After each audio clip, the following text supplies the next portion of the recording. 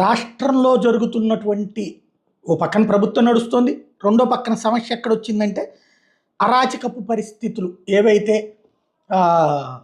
YSR Congress party వాళ్ళ మీద దాడులు, ధ్వంసాలు, మహిళల్ని కూడా తన్నడాలు, లేకపోతే గనక హత్యా ప్రయత్నాలు, హత్యలు, ఆస్తుల ధ్వంసం ఇట్లాంటి సంఘటనల మీదన జగన్ ఓ పక్కన ఢిల్లీ టూర్‌లో పెద్ద ఎత్తున నిరసన కార్యక్రమం చేపట్టడం, వివిధ పార్టీలు మద్దతిస్తూ ఉన్నటువంటి సందర్భంలో పవన్ కళ్యాణ్ ఇవాళ చాలా కీలకమైనటువంటి స్టేట్మెంట్ ఇచ్చారు.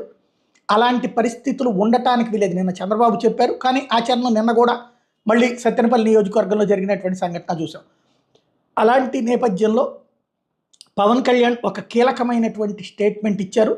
ఒక రకంగా ఈ సంఘటనలు జరగకూడదని చెప్తూ సేమ్ టైం ఇట్లాంటి వాటి విషయాన్ని కంట్రోల్ చేయండి, ఇట్లాంటి దాన్ని నేను అంగీకరించను అని చంద్రబాబు గారికి కూడా తేల్చి